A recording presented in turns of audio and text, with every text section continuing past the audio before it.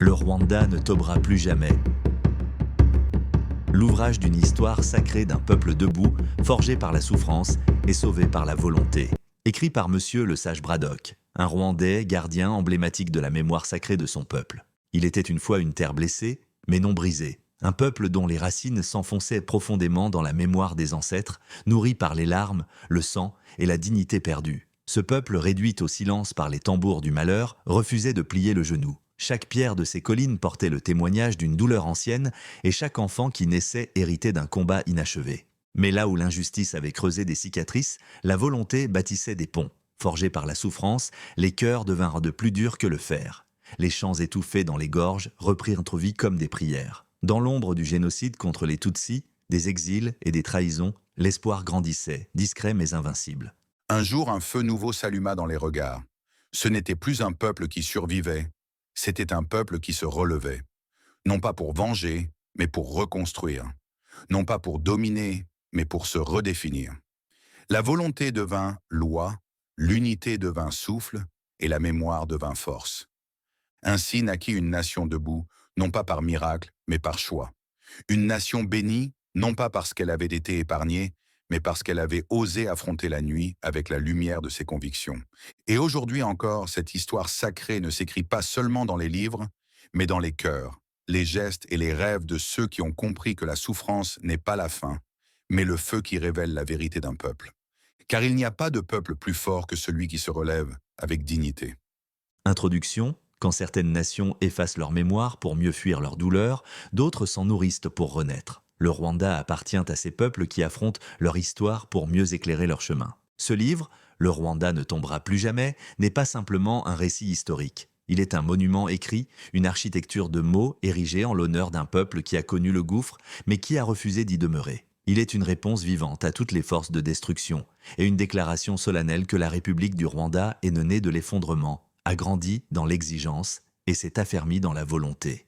Plus qu'un livre, Le Rwanda ne tombera plus jamais est une marche à travers l'âme d'une nation. Il est organisé en 11 chapitres, chacun explorant une facette du combat rwandais, du passé brisé aux fondations reconstruites, des larmes à la stratégie, de la mémoire à la vision.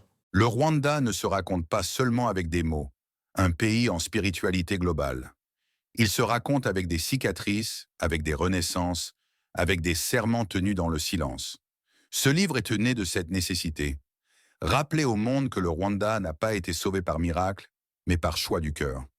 Il a refusé l'effondrement, il a refusé la fatalité, et il s'est redressé, non pas pour être applaudi, mais pour exister en pleine lumière. Ce n'est pas un récit de survie, c'est une déclaration de souveraineté morale. Le Rwanda a été blessé, humilié, abandonné. Mais de ses ruines est née une conscience nationale inébranlable. Une volonté qui ne fléchit pas, une unité qui ne négocie pas, une mémoire qui ne s'efface pas. Ce peuple n'a pas simplement refusé de mourir, il a choisi de reconstruire chaque colline, chaque institution, chaque enfant, en hommage à ceux que la haine a voulu faire taire.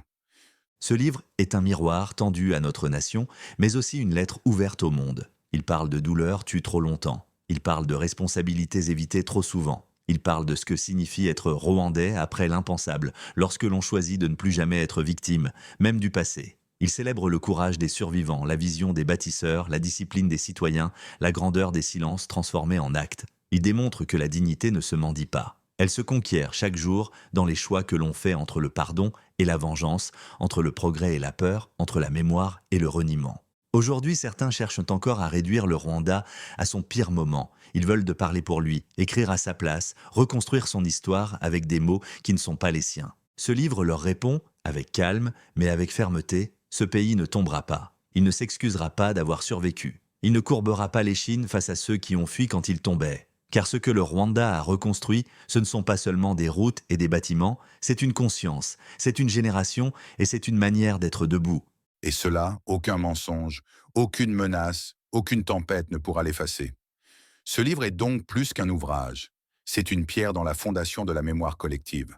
C'est un cri de vie adressé à l'éternité. C'est le serment silencieux d'un peuple qui dit « Le Rwanda ne tombera plus jamais ». Le mot de l'auteur, cet ouvrage n'a pas été rédigé dans une perspective historienne, ni dans une logique de jugement sur le passé, ni même comme un témoignage classique. Il s'inscrit dans une démarche introspective et patriotique, portée par la conscience d'un Rwandais que la disparition de sa nation fut, un temps, une réelle éventualité. D'une mémoire vivante qui comprend que si notre génération respire aujourd'hui, c'est parce que d'autres ont accepté de tomber pour que nous puissions marcher. Je l'ai écrit comme un Rwandais dont la génération n'est en vie que parce qu'un peuple s'est levé pour dire « plus jamais ça ». Un Rwandais qui comprend que le silence peut tuer autant que les armes et que l'écriture est une forme de résistance. Pas un mot n'a été posé pour flatter ou condamner. Chaque page répond à une exigence de fidélité. Fidélité aux âmes de nos familles, portant en nous, aux survivants, à la vérité. Ce qui a été vécu méritait d'être dit, non pour entretenir la douleur, mais pour préserver la conscience. Ce que tant d'hommes et de femmes ont vécu dans leur chair. Ce livre est pour poser des mots là où d'autres ont posé des pierres, pour reconstruire, pour expliquer, pour préserver. Il n'a pas été écrit purement pour le marché, mais pour la mémoire. Pas pour plaire, mais pour tenir. Et s'il parvient à éveiller une conscience, à fortifier une âme, à faire naître une responsabilité, alors sa mission sera remplie. Aussi, cet ouvrage est dédié à tous ceux qui marchent encore avec des cicatrices invisibles, à ceux qui ont pardonné mais sans oublier et demandé pardon avec le cœur brisé sans rancune, à ceux qui ont choisi la dignité au lieu de la haine, à ceux qui protègent de leur Rwanda, non par discours, mais par exemple des actes. Pour ceux qui sont tombés, il fut écrit. Pour ceux qui sont debout, il est dédié. Pour ceux qui viendront, il est confié. Dédicace aux experts de l'organisation Bénirage, dont les contributions éclairées ont nourri l'analyse progressive de cet ouvrage et enrichi la construction des idées fondées sur notre histoire sacrée, nous exprimons notre profonde gratitude. À la mémoire sacrée des martyrs du génocide perpétré contre les Tutsis en 1994, que vos noms soient nos épées, que votre silence soit notre cri de vigilance et que votre sacrifice soit le pacte de notre unité. À tous les survivants, vous êtes les témoins vivants de la vérité. Votre dignité est le fondement moral de cette République. Ce livre vous doit tout. À la jeunesse rwandaise et africaine, ce livre est une boussole. Lisez-le pour ne jamais oublier et portez-le pour toujours rester debout. À l'Afrique. Voici une page de l'histoire d'un peuple qui n'a pas attendu d'être sauvé pour se sauver lui-même. Au peuple du monde de vivants, distinguez âme dans nos corps ici présents, c'est avec émotion, honneur et responsabilité que je me tiens devant vous aujourd'hui pour vous présenter un livre qui n'est pas une simple œuvre littéraire, mais un serment écrit, une flamme offerte, une mémoire reconstruite. Le titre de ce livre dit tout, le Rwanda ne tombera plus jamais. C'est le cri d'un peuple qu'on a voulu effacer, mais qui a choisi de résister. C'est le souffle d'une nation qui s'est relevée des cendres pour devenir un repère. C'est la promesse que plus jamais la vie ne pliera face à la haine. Ce livre retrace notre histoire, avec ses grandeurs et ses douleurs, sans jamais tomber dans la victimisation. Il montre comment un peuple peut renaître sans renier, pardonner sans oublier, gouverner sans dominer. Il rend hommage aux martyrs, il honore les survivants et il tend la main à ceux qui bâtissent chaque jour ce pays que nos morts auraient aimé. Mais ce livre n'est pas seulement un hommage, c'est un appel. Un appel à la jeunesse, pour qu'elle ne laisse jamais personne lui voler sa vérité. Un appel à l'Afrique, pour qu'elle voie en nous une preuve que la résilience est possible. Un appel au monde, pour qu'il sache que le Rwanda n'est plus une victime. Il est un modèle. À ceux qui doutent encore, à ceux qui observent de loin ou complotent dans l'ombre, ce livre leur répond calmement, mais fermement. Le Rwanda ne tombera plus jamais.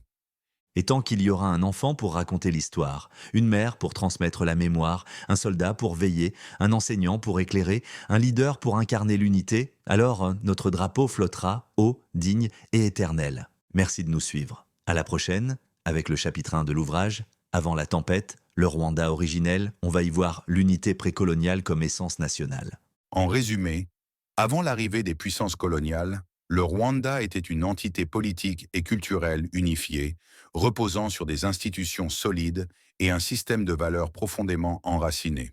Le royaume du Rwanda, centralisé autour de l'institution monarchique, fonctionnait comme une société cohésive dans laquelle l'identité collective des Abanyarwanda transcendait les clivages sociaux et les différences régionales. Toujours avec Braddock le Sage, écrivain et gardien emblématique de la mémoire sacrée de son peuple. Merci encore.